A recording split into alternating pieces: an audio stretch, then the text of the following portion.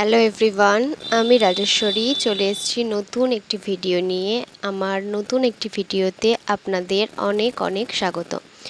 তো আগামীকাল রয়েছে জামাই ষষ্ঠী। সেই জামাই ষষ্ঠীর জন্য আমরা যাচ্ছি কিছু সবজি বাজার করতে, অবশ্যই আমার মায়ের সাথে। আবার সাথে আমার বোনও ছিল। তো আমি সাথে সাইকেল নিয়েছিলাম। তা আস্তে আস্তে আমরা বাজারের দিকে চলেও এসেছি। চলুন এবার বাজারে আস্তে আস্তে যাই। বাজারে ঢুকেই প্রথমেই আমার মা তো একটা ফল দোকানে একটু দেখছিল কেমন লিচু বা আম রয়েছে। তারপর এই একটি বাজারে চলে এসেছি। এসে এই কাকুটার কাছে মা শসা এবং তার সাথে সাথেই শসা বাছার সাথে সাথেই অন্য দিক থেকে আবার টমেটোটাও বেছে সুন্দর করে নিয়ে নিচ্ছে। টমেটো বাছা হয়ে গেছে, এবার অন্য সাইডে চলে আসার পালা। তো এদিকে সবজির মধ্যে দেখছে এখন পটল।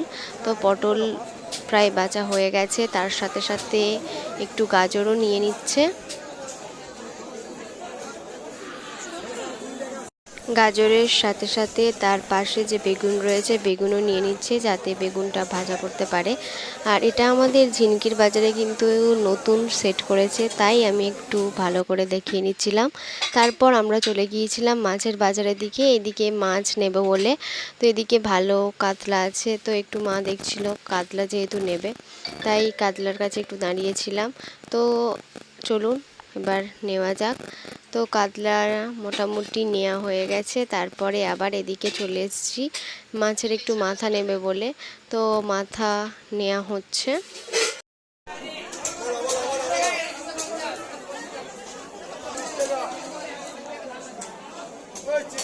মাছ কেনা কমপ্লিট। এবার এসেছি এই এক কাকুটার দোকানে। এখান থেকেই আমরা প্রায় নিমকি বা ঝুড়ি টুড়ি নিয়ে যাই। তো এখানে নিমকি বা ঝুড়ি যেটা নেওয়ার নিয়ে নিচ্ছিলাম। তারপরেই এই যে আমার বোন খুব সুন্দর করে এসেছে বাজার করতে, কিন্তু বাজারে এসে বেচারি পড়ে গেছে অসুস্থ হয়ে।